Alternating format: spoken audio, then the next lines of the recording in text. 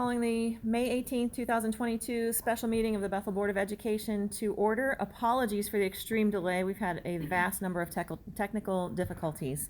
Ms. Hageman, will you please call the roll? Mrs. Donahue? Here. Mr. Elam? Here. Mrs. Franz? Here. Mrs. Mansfield? Here. Mrs. Sebastian? Here.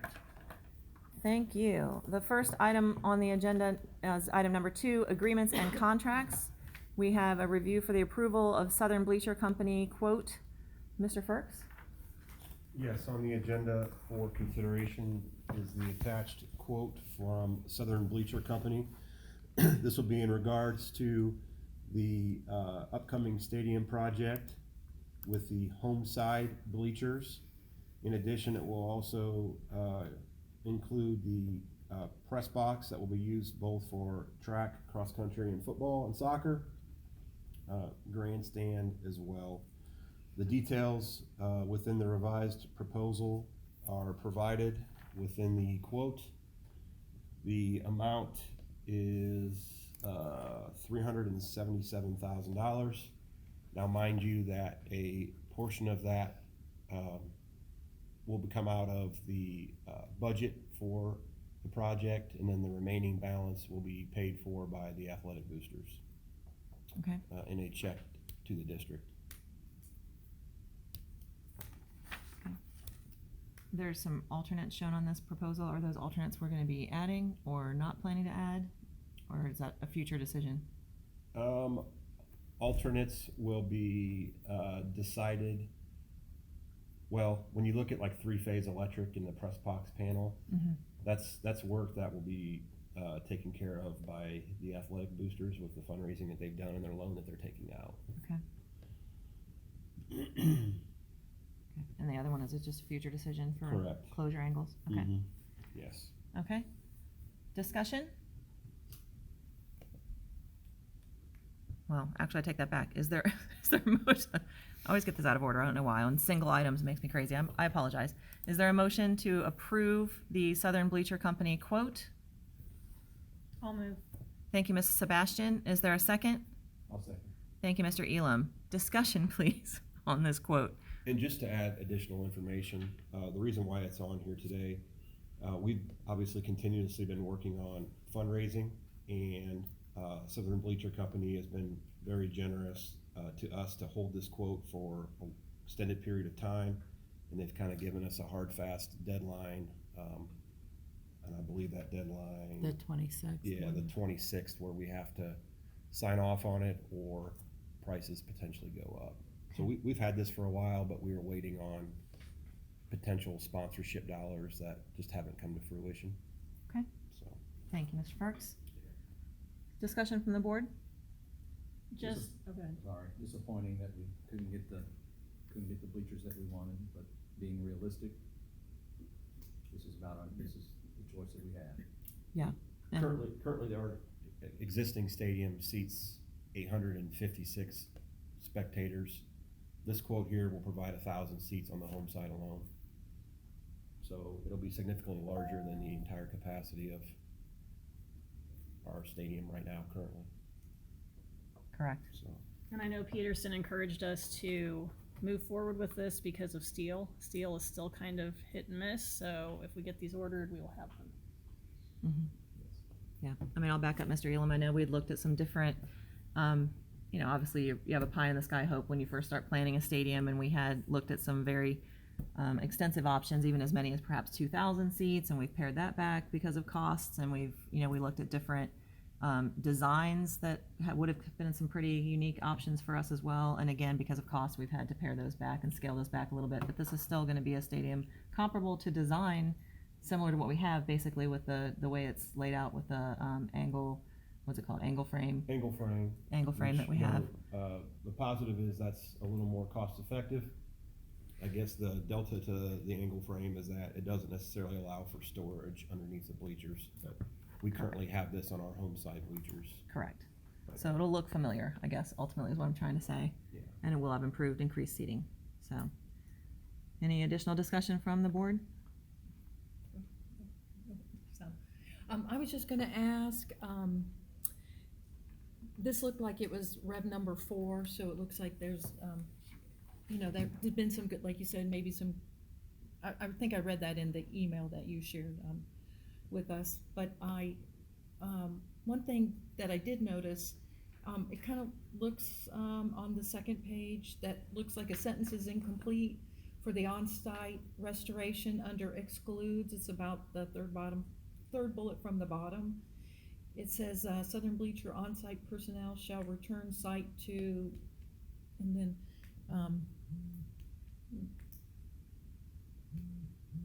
Yeah, I'm not sure what that was.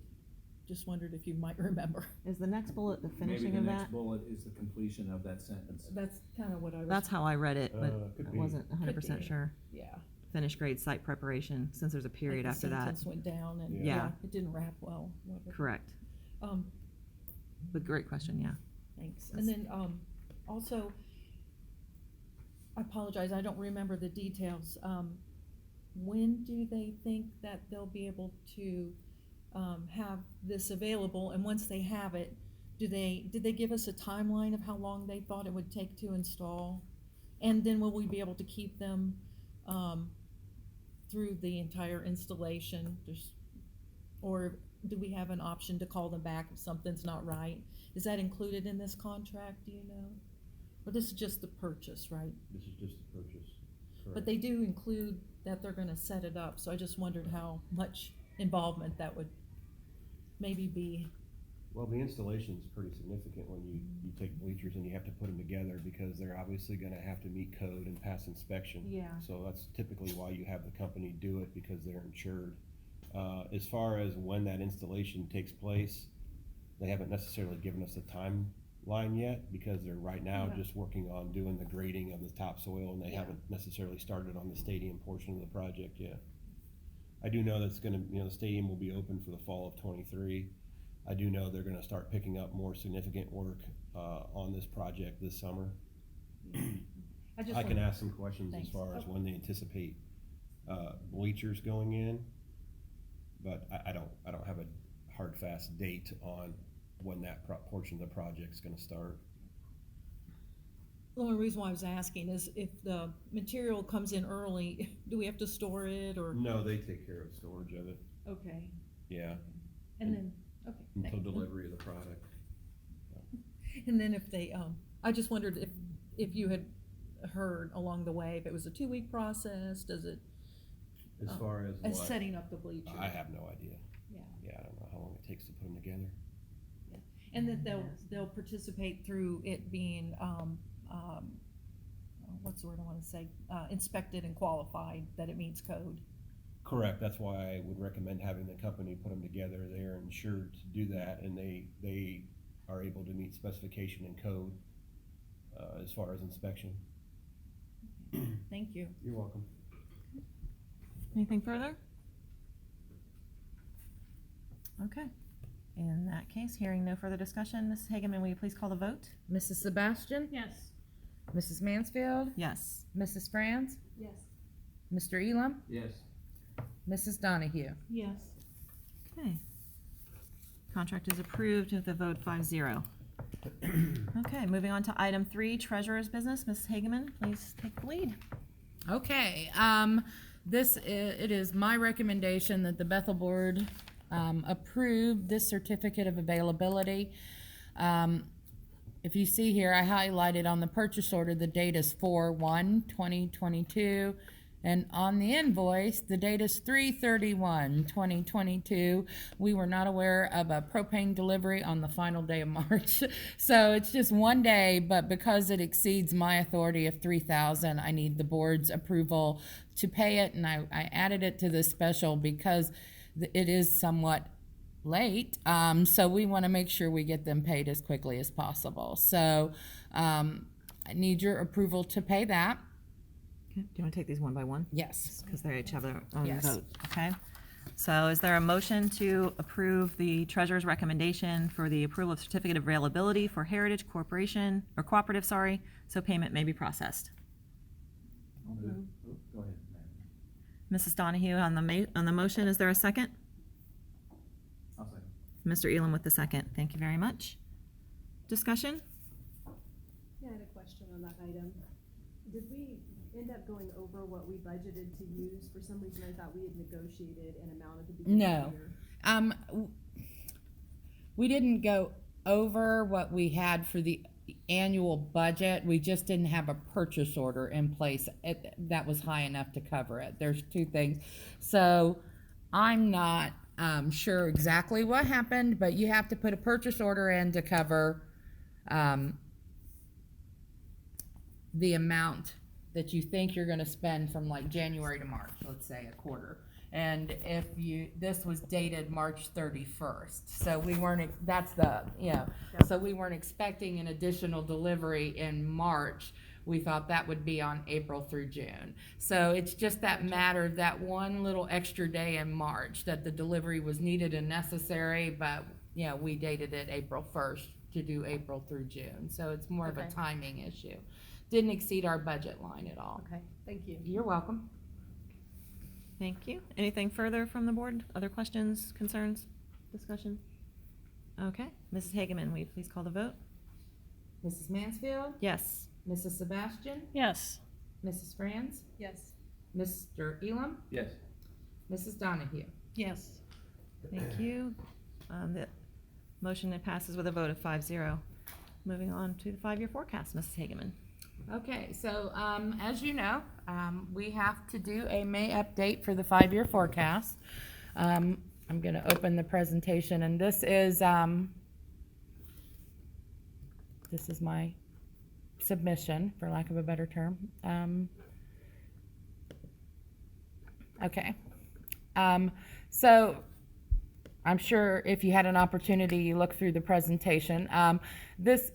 The 5-year forecast is primarily used to engage the local Board of Education and the community in long-range planning and discussions. What are our financial issues? What are we facing currently and for the next 5 years? Now, I always tell everybody I don't have a crystal ball, and if I did, boy, nobody could have predicted COVID, but we do our best based on trend and what we know to be true right now, and we know how quickly that can change.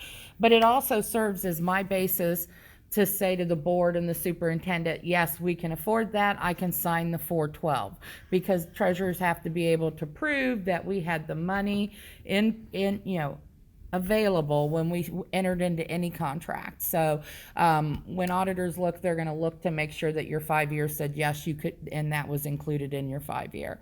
And last and not least, the Ohio Department of Education and the auditor state uses that as a way to see whether or not districts are still financially solvent or if they have potential financial problems. We're required to submit a 5-year forecast. Used to be October, now it's November, and now an update in May. I always tell everybody it's a living, breathing document. It will change, and sometimes it changes right after I print it. So, or upload it to ODE, but we're required to make sure we have that available. And in order to do that, I sort of have to make some assumptions, so I wanted to go through what my assumptions are on the revenues and on the expenditure side. As you know, the new fair school funding plan went into effect this year. This is the first year of the biennium budget. It's going to be phased in over 6 years, so it's going to cover 3 biennium budgets. And this forecast includes phased in amounts for the second year of the current biennium. What does that mean? This year and next year at 33.33%, because it's going to be phased in roughly by 16.66 or 67% each year over 6 years. If the legislators make a change to that, it will have a material effect on the forecast. So I'm assuming we're going to get the 33.33% next year, and then I'm holding state funding, steady at that 33.33%, because if they decide in the new biennium budget, which is fiscal year 24 and 25, not to continue phasing that in, so I'm just holding everything steady at that 33.33%. What you will see there are increases in the fair school funding plan amounts, the amounts that we're going to get from the state. And that's based on enrollment growth. We are currently on the formula. What does that mean? That means as kids come in, we get paid for those kids. Those kids count. We're not capped, but we're only getting 16.67% of the funding formula this year and next year. So, but as the kids come in, we should get that funding, unlike before where you were capped and didn't get extra money for those kids. So I wanted to factor in some growth in the state funding because of that. And this is educated enrollment. So this year marks the first year where they don't fund us for all the kids that live in our area that should be attending Bethel, and then take away at the bottom all the kids that are going to other schools. They're funding us based on who we are educating. So you won't see tuition, you'll see your purchase services go down because we're not paying tuition out. We're actually we're getting funded based upon our enrollment. One of the things that I thought was interesting is we look at, I don't know if I can make this big enough, at kindergarten enrollment is this year we had 167 new kindergartners that came in, and we're sitting at about 1,701 currently enrolled. If we keep with that pattern, give or take a few, looking at trend, we're going to be at 2171 by the end of this five-year forecast, which is 21-26. So you're looking at, over 50% growth from 10 years ago to now. Now, fiscal year 25, I have 167 in there. I actually manually reduced that. This trend looks like it's going to be more closer to 200 based on birth rates and blah, blah, blah.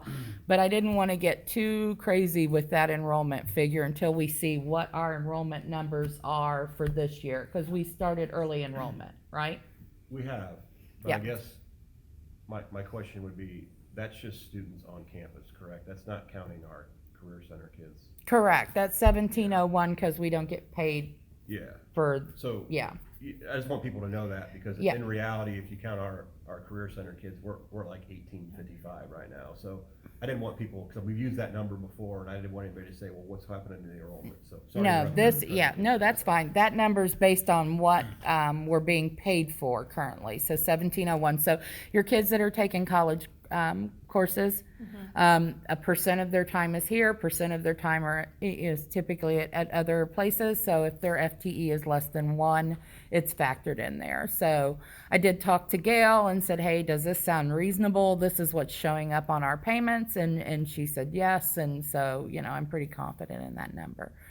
This number for 25, that enrollment may increase, but we'll have to keep a look on it. Look at it, monitor it. We had early enrollment for kindergarten. We're not doing open enrollment anymore. I apologize.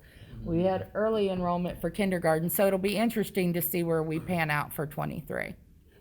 We're at about 110 right now Right. for kindergarten, but we also realize that we'll gain a substantial amount of students over the summer as families move in, houses are finished. Right. Currently, People just didn't go during the fall or the spring for enrollment. So right. yeah. But being at 110 right now, which I have at 111, I think that number's probably going to jump up. So we just need to be aware of that. Revenue assumptions, we have this substitute emergency levy in place that you have in place for 10 years. I guess started in 18, will end in 27.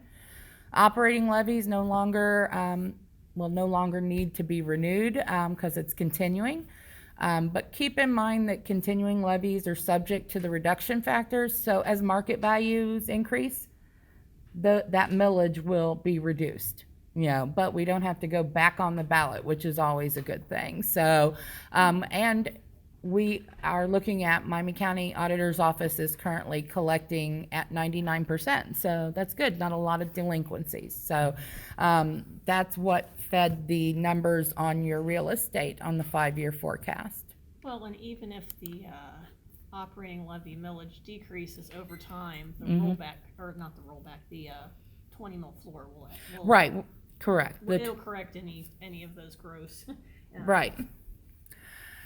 So income tax, we have that, income tax in place. It was renewed by the voters in 19 and continues until December 31st, 2025. So that is all in here, assuming on, renewal. If we decide at a later date that that's no longer needed, that's not my suggestion at this point. That would have a material effect on any of the forecast.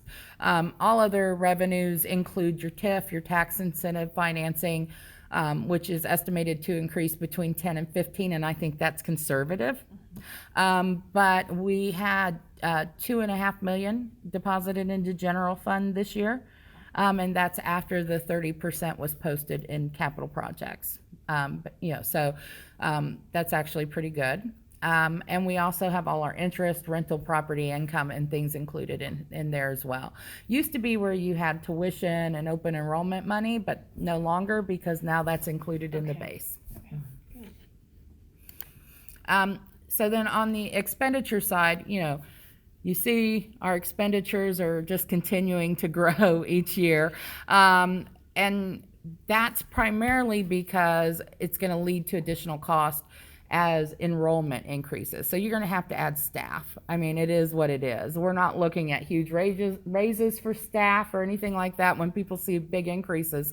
But as you look at 100 to 120 extra kids every year, you have to look at additional cost for staffing, and that goes across the board with teachers and drivers and things of that nature. So fiscal year 23, we had 2 administrative positions added, which is next year, because Gail's leaving us, so we needed a transportation and EMIS person as well as a middle school, high school principal. And we added, I think, 6 teaching positions. And so fiscal year 24 to 26, I built in 4 teaching positions and maybe 1 to 2 classified positions as needed. Each year? Each year. Okay. So if we need more than that, of course, the 5-year will have to change. If you look, this is a year-over-year dollar and percent change. I always just look at the percentages when it gets a little confusing. Insurance costs initially were projected at 10% increase in January of 23, but that's not going to be the case, right? It's going to be 2% because our claims are really low, and that's good. But I kept it at 10% for all other years. That's an oddity. I think that's a wonderful thing, but I don't think that's the norm, and that's certainly not your trend. Overall cost increase are going to be due to staffing needs for fiscal year in 22. As we said, we added 8 in 22, and we're looking at another 7 or 8 in 23. So we'll have to keep an eye out on that. I don't see any big changes in 24, but if we need to do that due to inflationary cost or additional staff needed, we'll have to keep an eye on that. This is just an overview of what's happened thus far. Fiscal year 21, we hired 5 staff. Looks like 22, we hired 3 classroom aides, 1 custodian, 3 teaching positions, and 1 administrator. 23, looks like we're hiring 6 additional teaching positions, 2 administrative positions.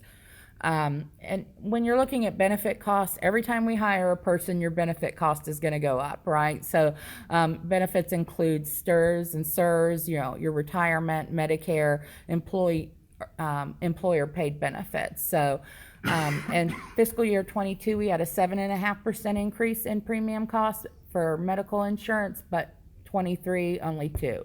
So every year beyond, it's at 10%. But our claim experience, once again, is looking really good. But we'll revisit if the situation changes.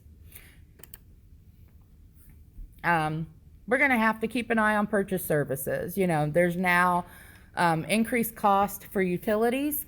Those of us on AES, or formerly DP&L, know that we're going to get a rate hike of about 10%. And the district is currently with AES.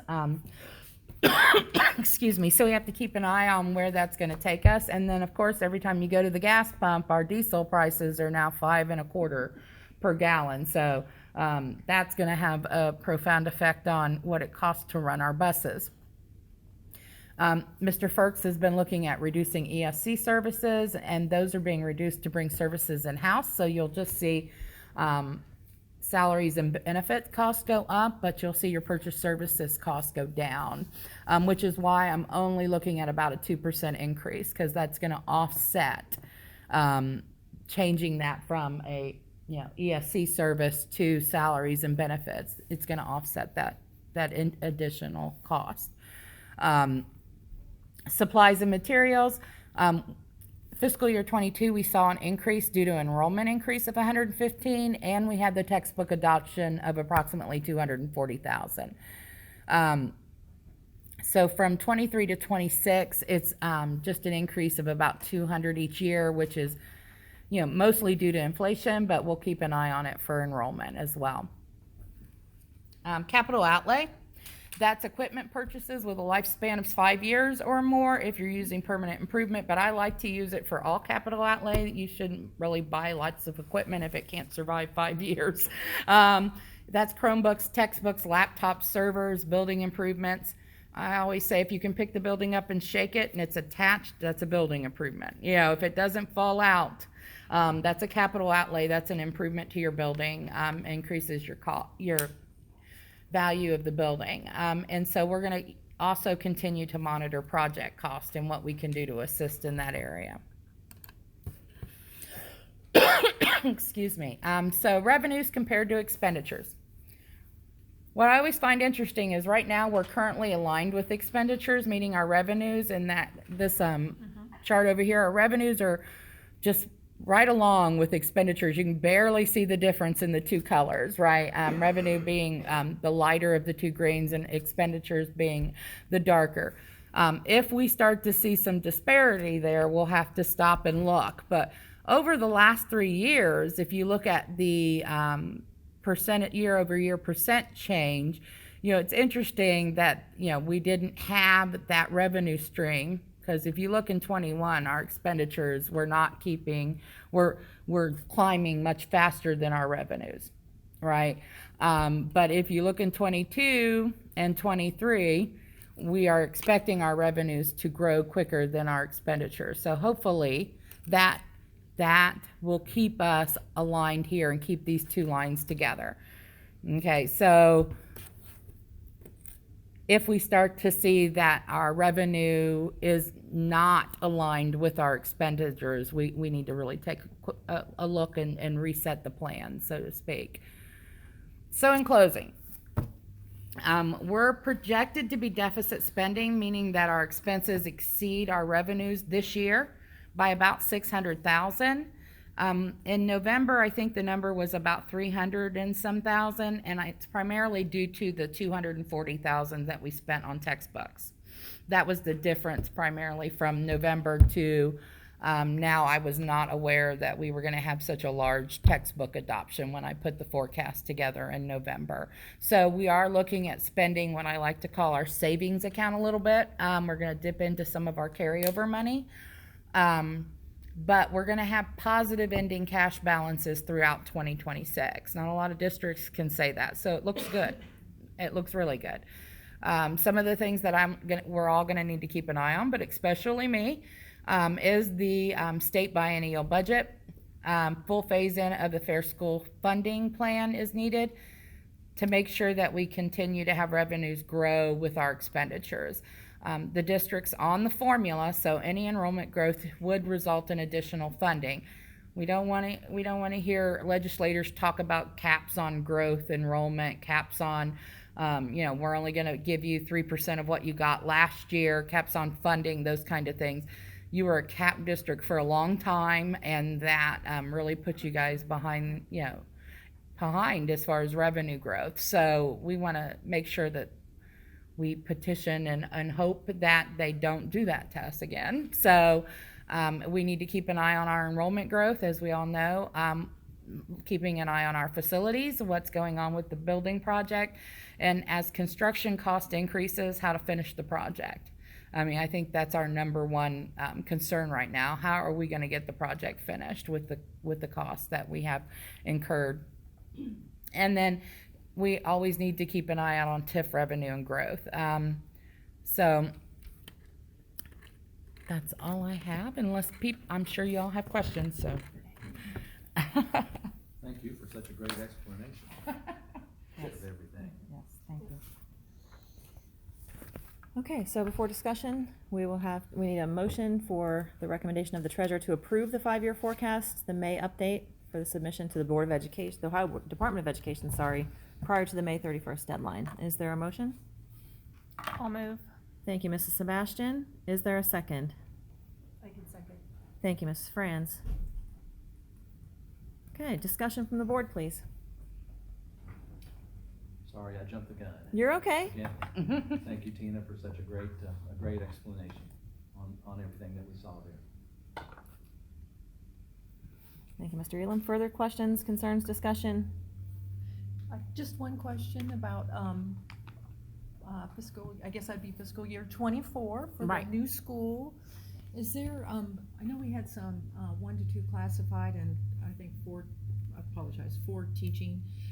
Is there other for cafeteria, custodial, will they have a whole, is that gonna be? I don't have those factored in until we know what our kitchens are gonna look like and things Okay. of that nature, because you're gonna have additional utility costs, you're gonna have additional operating costs that go into fiscal, that's gonna start fall of 23, and I think when we get closer and look at how many square feet is it actually gonna be, because a lot of your square foot is gonna be LFI, what can we cover, can we get the 5th grade wing done, is that gonna be open, then we can factor in all those additional costs that are gonna be available there, because you're gonna have, a lot of things that will change on the 5-year.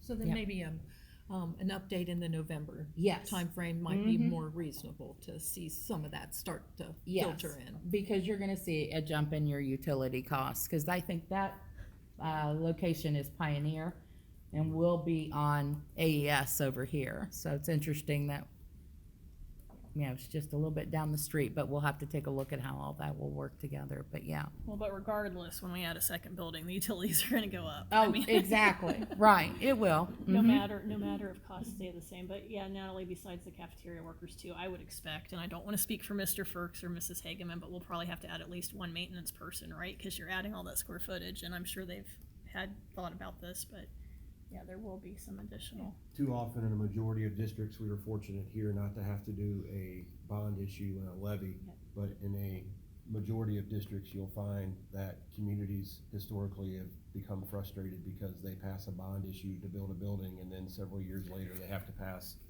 another bond issue to operate the building. Yeah. And A levy issue, yeah. construction costs aren't necessarily operational costs. So we're gonna see increases with operations, but obviously those discussions will start hard and heavy, next school year, as far as looking at personnel. So, There are many examples of that locally in this 3-4 county area, that exact thing happening. and you're paying for construction, you're not necessarily paying for the operations side. Thank you. The good news, though, is unlike other districts, we have growth, so we do get more revenue. That's not something most districts have when they Correct. put new buildings in. So Right. we are hoping, and because we have the earned income tax, that is more, I don't want to say stable, but it tends to increase as incomes increase, whereas the property tax does not. So it gives a, what's the word I'm looking for, Tina? It gives us some stability, Yeah, thank yeah. I think the interesting thing also to note on the income taxes, a lot of districts saw a sharp decline in their income tax revenues because of COVID and people not being able to work, especially in areas where a lot of the residents were in service industries, right? We have not seen that. Our income tax revenue's actually gone up a little bit. So I was actually pretty surprised by that. And that's why in the forecast, I'm expecting a little bit of an increase each year. So salaries go up, you'll see income taxes go up as well. A lot of districts were making adjustments because they saw a sharp decline when COVID hit and people weren't working, but that wasn't necessary here, which is good. So that's a good thing for us. So I think it's just we really need to keep an eye on our revenues as we move forward because, how to avoid asking for additional operating money? Are we going to need to ask for another levy? You know, if we can keep an eye on our revenues and how we spend those revenues, we may not need to. But, you know, it is historically normal for a district to go out and say, we need more operating money in order to operate a bigger building. You know, it's just like when you buy a bigger house, you know, or you buy a second house, you have those additional operating costs. So, and to try and factor that in right now, I just didn't feel comfortable doing that until we get a better handle on what's going to be needed at the building. Well, and we were really, really blessed during COVID, because not just did our income tax not drop, but she said during her presentation, our property tax collection is at 99%. 99%, right. I bet you most other districts did not see that, because, you know, so we are very, very grateful for that. Without that, the numbers would not look as good as they do. That's correct. Yeah, I mean, a lot of districts saw, I shouldn't say, some districts saw an increase in delinquencies and things of that nature. Doesn't seem to be the case here. So, good things happening. Anything further? Okay, hearing none. Mrs. Hageman, will you please call the vote for the approval of the 5-year forecast May update? Mrs. Mansfield? Yes. Mrs. Sebastian? Yes. Mrs. Franz? Yes. Mr. Elam? Yes. Mrs. Donahue? Yes. Okay. Approved with a 5-0 vote. Moving to item C, Mrs. Hageman, federal programs review and discussion. I thought since we were talking about the 5-year, let's talk about federal grants. And typically, Bethel Local Schools doesn't have what's called a single audit. A single audit is when a district receives $750,000 or more in federal grant money. Then there's an additional audit that the auditors have to do. But we did have to have that in fiscal year 21 last year. We will have to have that additional audit this year in fiscal year 22. So I wanted to sort of talk a little bit about federal grants and give everyone an opportunity to ask any questions, because this is discussion, there is no vote, right? So just to get everybody engaged in long-term planning, discussions on federal grants, what's available, what can we do, how it affects the 5-year and the auditing requirements. Not to mention also spending and procurement requirements. When you get federal money, there's always strings, and I always say there's always hoops. You always have to jump through the hoops as well. So this is a list of our grants. Now, the first thing, federal grants is what I named it, but the first thing you'll notice is food service. Food service is not a grant, but it is a federal program. So we are required to list it on our federal summary, that it is a federal program, and it counts towards determining whether or not you get a single audit. So if you spend $750,000 just in food service, which we don't, you would still have to have a single audit. So if you got $750,000 in federal reimbursement or commodities or any of those things, you would still have to have a single audit if it was just food service and you didn't get any other federal funds at all. Not the case here. As you see, we have quite a nice list of all the grants that we have. 3 of those grants you'll see have either ESSER, E-S-S-E-R, or ARP, which is the American Rescue Plan. Listed next to them, those are COVID or COVID relief funds that are additional. The rest are pretty much grants that you guys have had for a while. It may have different amounts, but so we have the ESSER ARP, which is Fund 507. IDEA Title 6B is what we used to refer to it, but it's now IDEA Fund 516. IDEA ARP, which is additional money that came as part of the American Rescue Plan. Limited English Proficiency, or Title 3.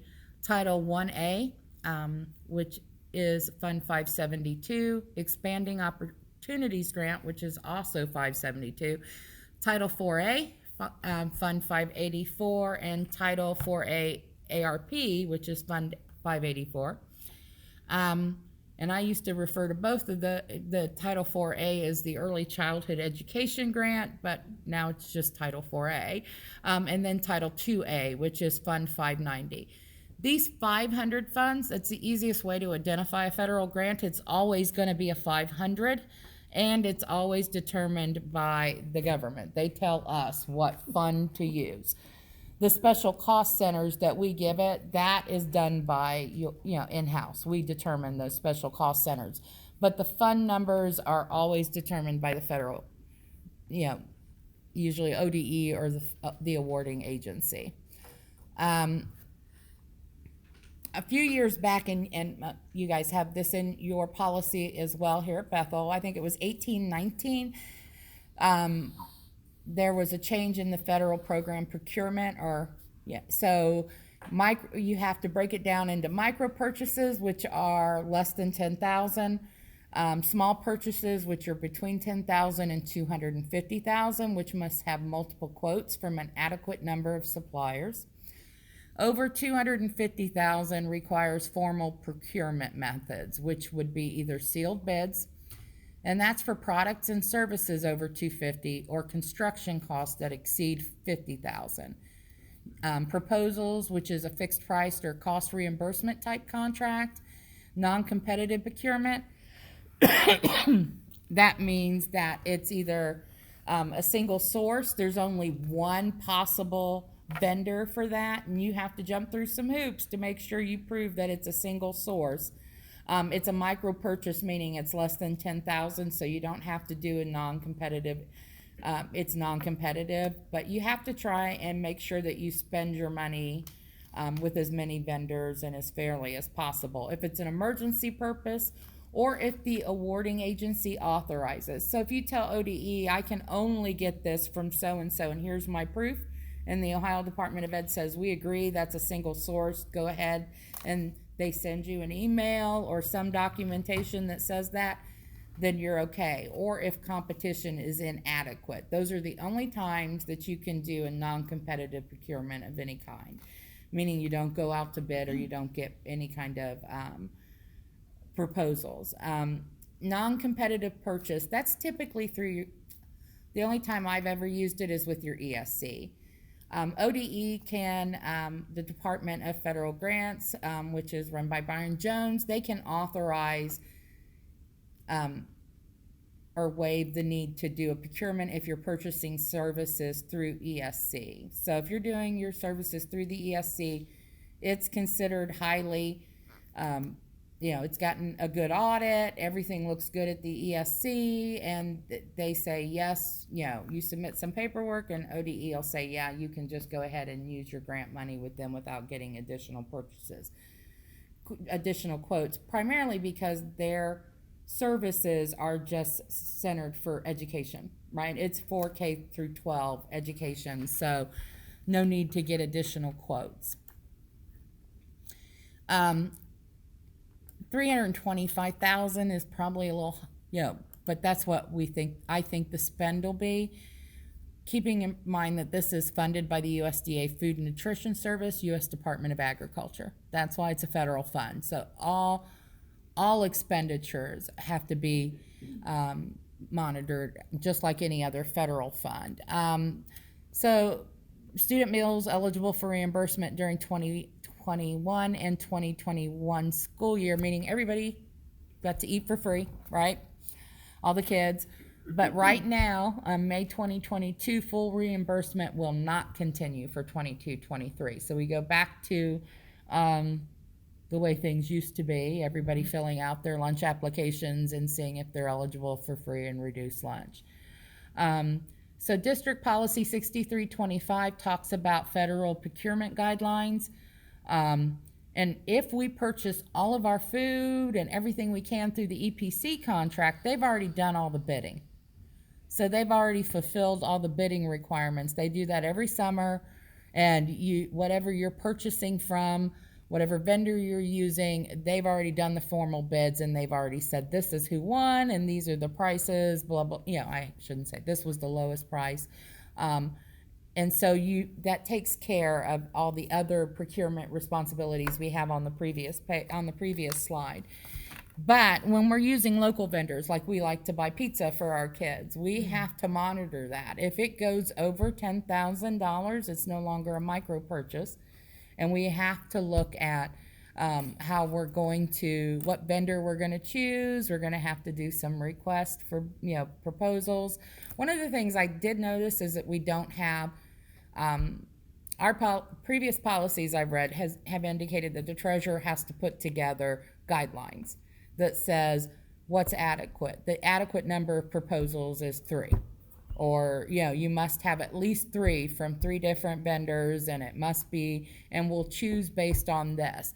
We don't have that. We have the policy in place, but we don't have that. So that's one of the things on my list to take a look at. But, so if we're buying from local vendors and we're spending less than $10,000, not a problem. But anytime we go over $10,000, we have to start looking at those procurement requirements. 507-9422. Since this was the 3rd round of COVID-related funds, it's 9422. 22 on the Special Cost Center is just the fiscal year. Easier to track that way. We've received over 461,000, and we had a stay in school plan approved that Mr. Ferks presented the board with, I think, in June or July of last year. We purchased Chromebooks for students and laptops for teachers in order to continue continuity of services. Employee stipends for additional work needed. This can be used for construction, but I will tell you that I have attended so many Zoom calls, trainings, in-person trainings, because it's very sticky. You have to adhere to the federal procurement requirements that we just talked about, that slide, but you also have to make sure that your vendors are paying prevailing wages. I call it Davis-Bacon. And it must be related to the prevention of the spread of COVID. Okay, so it still has to somehow tie back to COVID. So we need additional square feet because we can't maintain 6 feet of distance, but you're not doing it anywhere else. So you have to be careful, So, like, could we use it for artificial turf? No, we can't do that because I don't think there's any good argument we could make that would cover a COVID-related expense in that area. So, it'd be a stretch, but we're that's where we have to look at it. I know a lot of districts are doing HVAC improvements, that kind of thing, because there's filters and things, but now they've tightened it down a little bit more where they've said you can only use certain filters and it must be this. Like, they've also even said you have to use N95 mask if you're buying it for that, and here are our approved vendor lists that you can buy from. So they're making it a little more difficult to spend your ESSER money than they used to. They were just, and they're still throwing it at us. So I sent the board an informational email about this grant, the 507 ESSER grant. We're not going to spend $461,000 this year. We have until September 2024 to spend all of that. And it will carry over. So we're not going to lose it this year, but we have to spend it by September 2024. There's talk going on that they're trying to extend that to December 30, 2024. I have not seen anything official, and I don't know if that's just a rumor or somebody's been praying for that. But at this point, we have to spend all this money by September 30, 2024. We received another $923,288 in this money. They put it in next year's application process. So it's the same fund. What they did is they went back, and I say they, Ohio Department of Education, went back and looked, and if you didn't get at least $1,008.26 per student, they gave you additional funds, and we got 468, I think was the number. So 423. So they gave us another $586 per pupil based on our head count in 21 So we got 923,288. So we've got more money. And we've got to figure out the plan to spend it in this area. So we'll have carryover from the 461 plus the new money of 923,288. Could it be used on buses because our buses are so crowded? Yeah, that's one of the areas we're looking at. I know some school districts are looking at replacing carpets, and because carpets will Trap germs. trap germs, so they want, floors that are easier to clean and things of that nature and keep clean. So I'm looking at all our options, and so we can decide how we want to spend that going forward. Wow. I mean, it's a good problem to have. Yes, we're getting more Oh, money. wow. So, yeah, it's still part of this bucket of funds, so we'll have to see how we can go forward. Is there any urgency for next year? And this 400, well, it's only 300,000 now, right? Right. Less than that. Mm-hmm. So is there urgency to not wait until the last minute? That would be great for, us treasurers. We don't like to jump around. I got grant money to spend, running around trying to, figure it out at the last minute. Yeah, we need to have a plan in place as quickly as possible, preferably by, June 30, so that we can get our plan approved for next year and get it into the, it's called the CCIP for grants. Get all that in so that they'll review it and approve it. And if they have any problems, they'll tell us no. But we want a substantially approved date by July 1, which gives us the okay to start spending July 1, at the beginning of a fiscal year. So, And we were gonna look at those interactive boards for the teachers to spend. right, just trying to figure out if we can tie it back to COVID, if that technology will work, and picking up that additional 134,000 from the project. So moving that into a grant so that we can make money available for the 5th grade wing. Yeah. Still looking at those options. Yeah. And that would, you'd have to, which it should be able to, you should be able to tie it back to remote learning if we need to do that again, which that Correct. technology is good for that. And perhaps even the Chromebook purchases next Right. year could, some of the money. So I'm sure technology is gonna be a huge impact, but that's what you have over $1 million now to spend. If you Right. add both buckets together, it's a lot to spend. Right. And you're Right. saying construction's gonna be a challenge to spend it on. It may be. So those are the kind of things that I'm still going to, see how much we can, continue. Can we say we need the additional square feet because we have to, I don't know. I know we're like one of 4 districts that have this kind of growth. So I don't know. I'm going to try. All they can do is tell me no, right? So I'm going to try everything I can. Can we use it for either mental health or medical health services in any way as well? Yeah. So Now, with the $461,000, there was a 20% set aside requirement, meaning that you had to spend at least 20% on learning recovery, learning loss, addressing learning loss. So we're going to try and pick up the summer school cost. We're going to pay for the summer school software so that the parents don't have to pay for summer school, those kind of things. Because we want them to attend and to address any credit recovery or anything that needs to be done. So and how we can now whether or not they'll do that with this 923,000. Yeah, I'm still waiting, but I assume they will. American Rescue Plan, IDEA. IDEA is for special education, students that have been identified. And so we use that for the new education, the special education position that was created this year. And it's covering most of those salary and benefits. Now, we didn't get the grant awarded until October of 2021. It was a new one. They just sort of slid in there and gave to us in October. Of course, we took it. So it's not, we're going to have some carryover into 22-23. So, which is a good thing because they allow 100% carryover. You don't lose any of your grant on this one. So we'll continue to pick up this individual's salaries and benefits, but once that's gone, that cost goes back to the general fund. right? If we keep that position, goes back to the general fund. We're only looking, the award's only $79,822.06. I think we certainly want to keep the position, but just so everyone's aware that that will mean that that goes back on the general fund. Title 1A you've received for a while.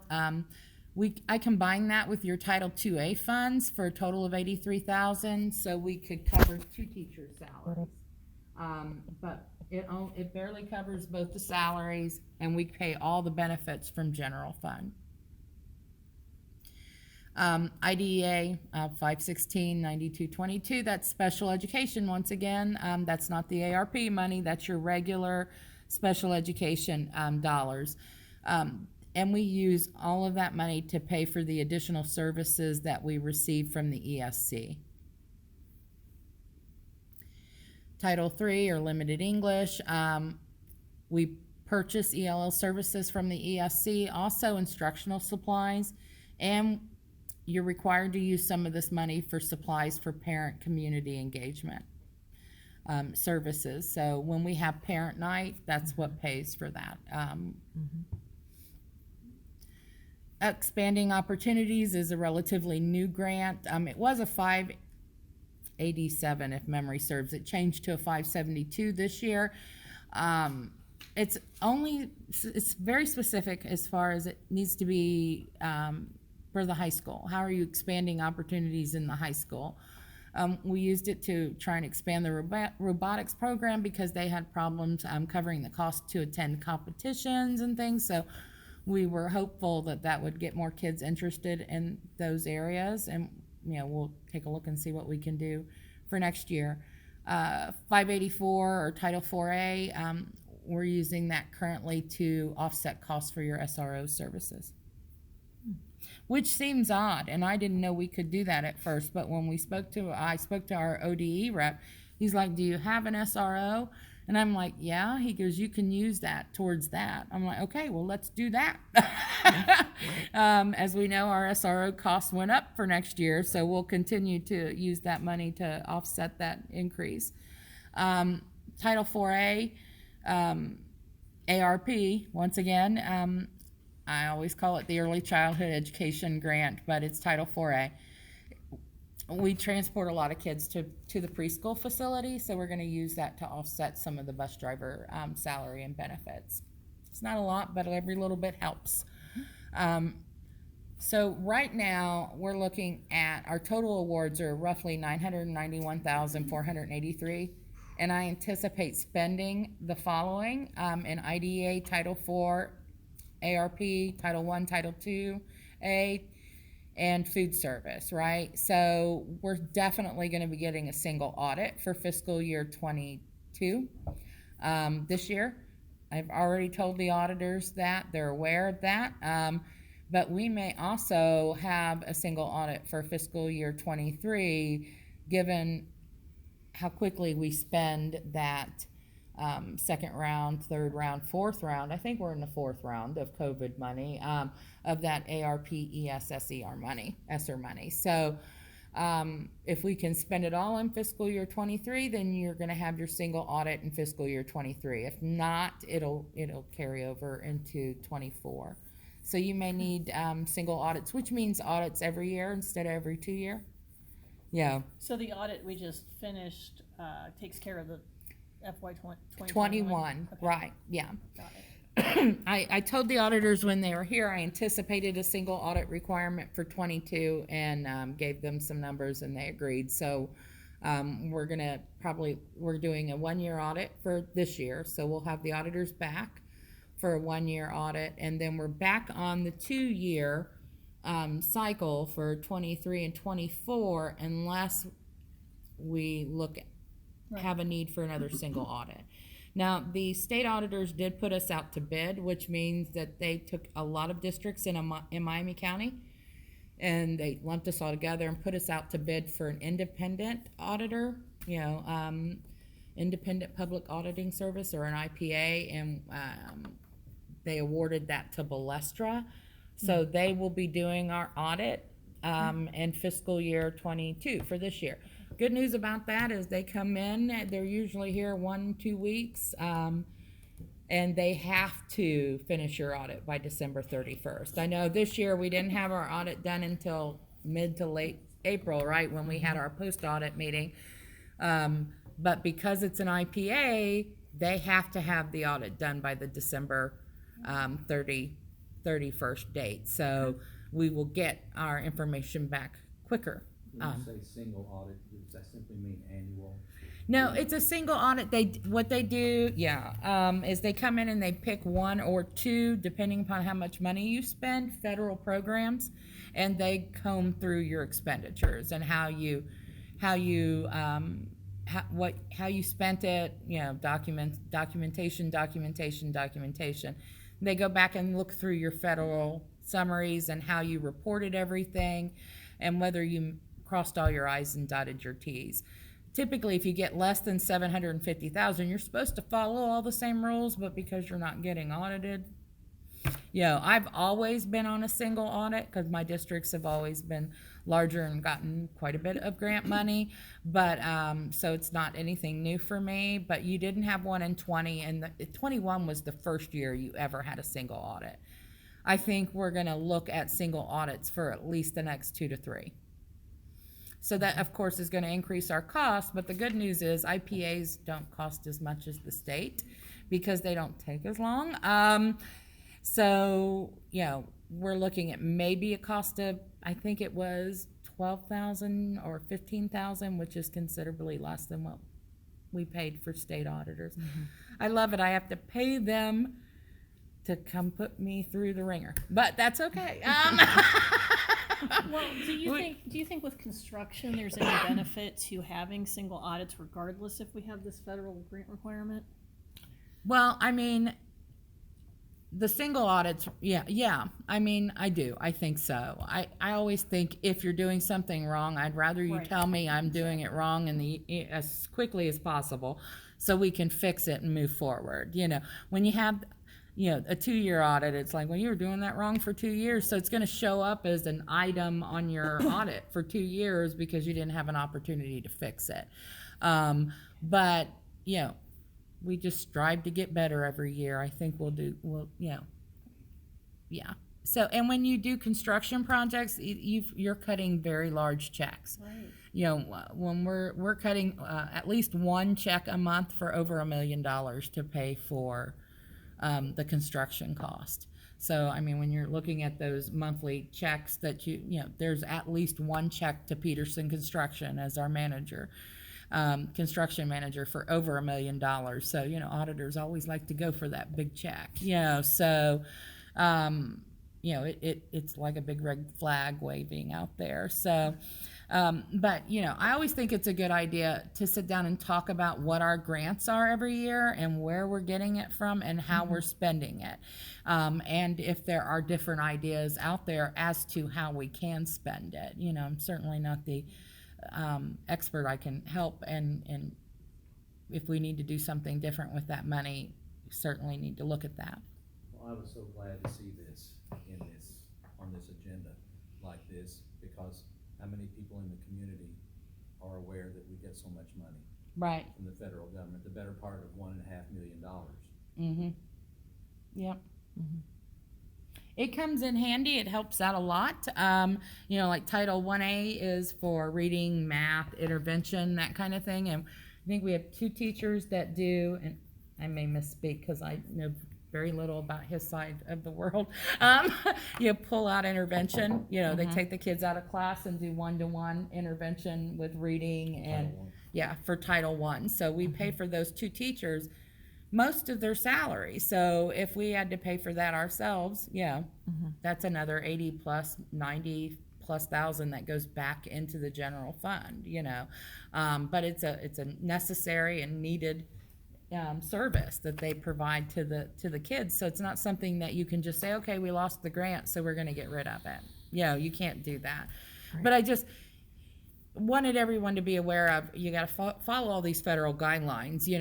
I have to sign, and so does Mr. Firks. We have to attest we're following all these federal guidelines. We're following all the federal laws and the requirements.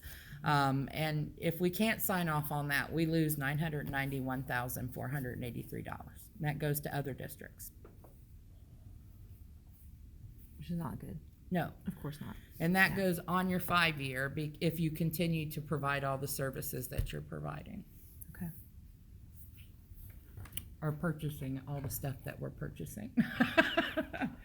So I don't know how it relates to 006 or, food service, because that's mandatory, that's required. We have to feed the kids, but so I don't know how that relates if we say we can't sign off on a certain requirement, and nobody really has a straight answer for me. I've asked around. I think everybody's afraid to walk out on that limb. So, but so right now this year 900,000+, and next year we're going to get another 923,000 on top of that.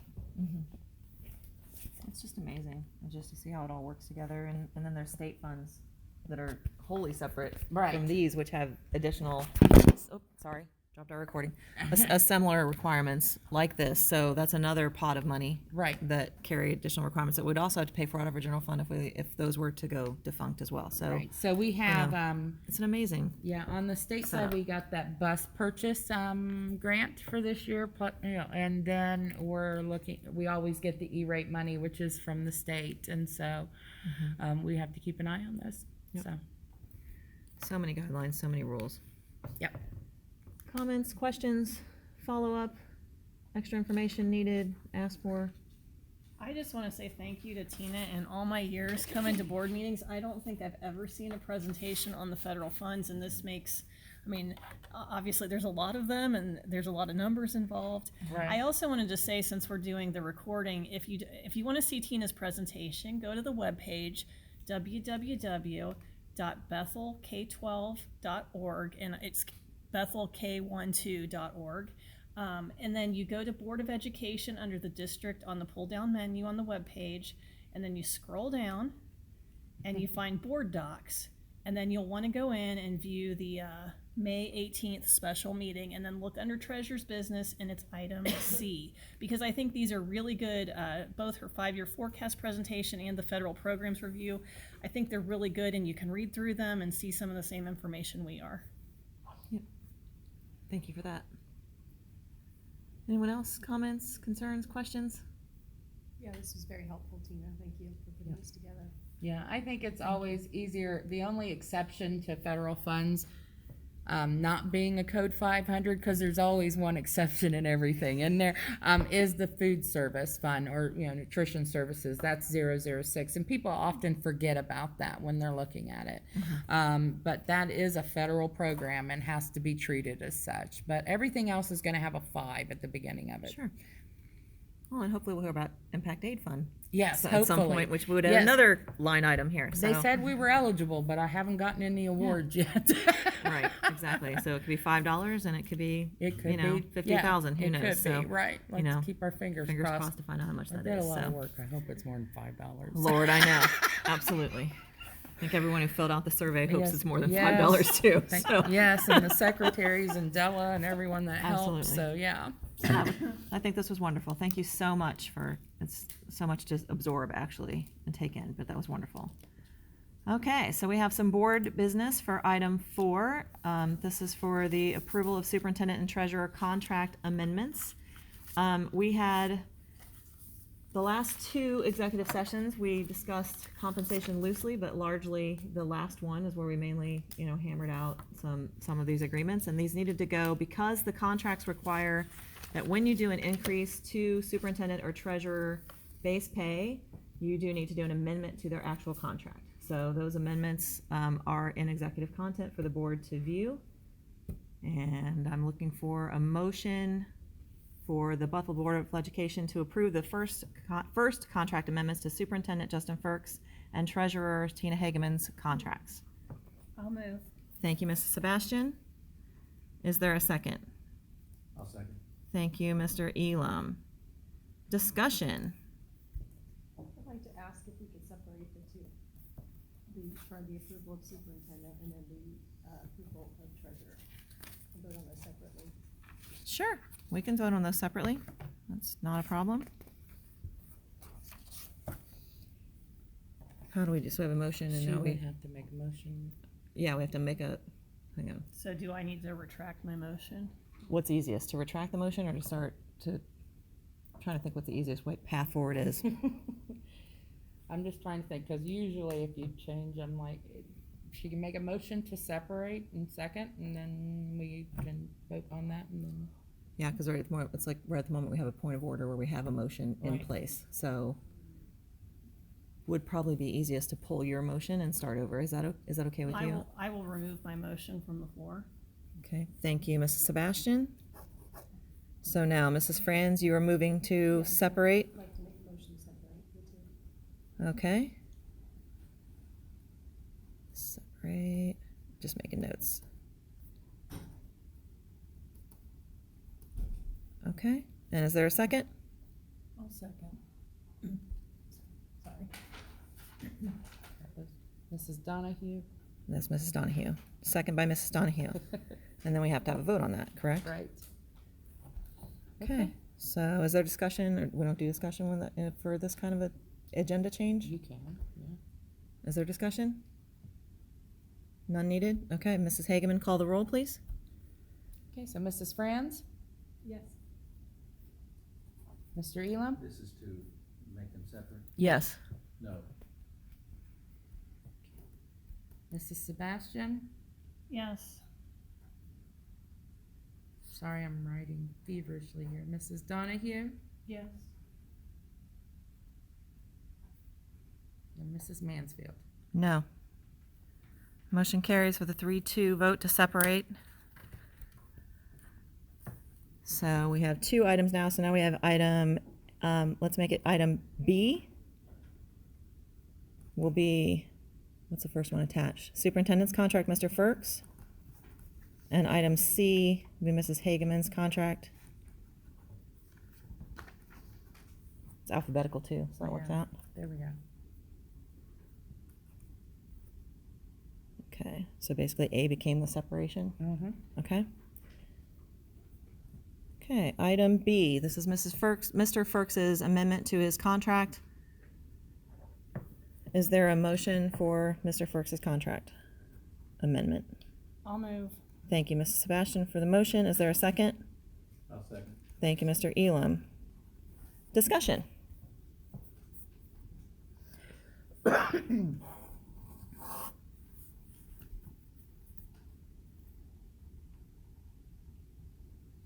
Okay.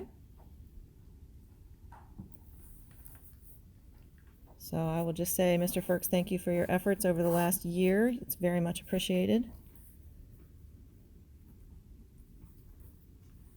Yes. I'm sorry. Thank you for everything over this last year. Been another difficult year with everything, especially with construction, project and so forth. Thank you. Thank you, Mr. Elam. Any further comments or discussion? I would like to thank Mr. Ferks for all his work in construction. I think many of us forget, last time we did a building project, we had an owner's rep. We don't have that person this time, and that's a high 5-figure, probably 6-figure salary that he saved us. And I'd also like to thank him for recently bringing some of the ESC positions in-house, which will save us quite a bit of money. So we really appreciate that, any cost savings measures that you've done. So appreciate that. Okay. Any further comments or discussion? No? Okay. Seeing head nods no and hearing none. Mrs. Hageman, will you please call the vote? Mrs. Donahue? Apologize. Which one are we voting on? Mr. Ferks. Okay, yes. Mr. Elam? Yes. Mrs. Franz? No. Mrs. Mansfield? Yes. Mrs. Sebastian? Yes. Okay, Mr. Ferks's contract amendment is approved with a vote of 4-1. Okay, we don't divide item C, which is now Mrs. Hageman's contract amendment. Is there a motion to approve? I'll move. Thank you, Mrs. Sebastian. Is there a second? Go ahead. Second. Mrs. Franz with the second. Is there discussion? Again, thank you for everything. That's especially with all the new money coming and construction project and so forth. Thank you. I think the presentation we just saw is just an example of the stellar work that you do and the way that you're digging in and figuring out our finances, having been with us just since August. You know, it's been a challenge, we know, to get your understanding of the way things have been done here and to make the changes that are necessary for the way that you do things, the new software system required by the state, and so on and so forth, and the paperless. I mean, I could go on and on and on with the many changes that have been done, and we thank you so much for your effort and your time here. Appreciate it. Any further comment from other board members? Yeah, I would just, I mean, we need someone with experience, and you've brought that to the table. You've shown time and time again how your experience has helped not just our district, but other people in our district to help save funds. I think most recently we can look at the curriculum, and you made a suggestion, hey, see if they'll give you some teacher manuals or some shipping free. And so, I mean, your expertise is just invaluable, and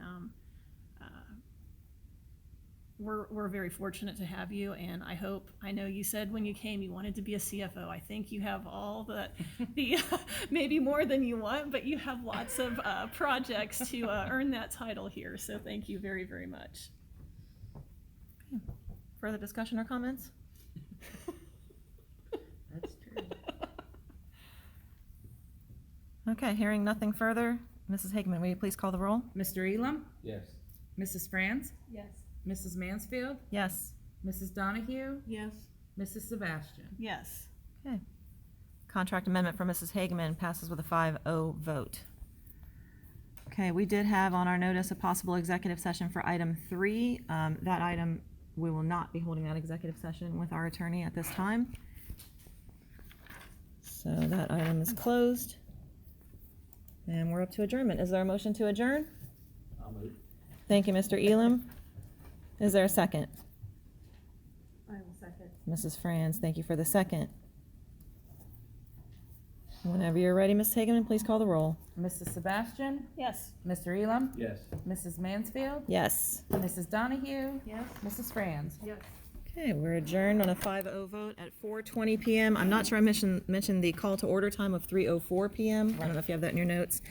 Adjourned at 4:20 p.m. Thank you, everyone, for your time and attention, and so sorry about the technical difficulties.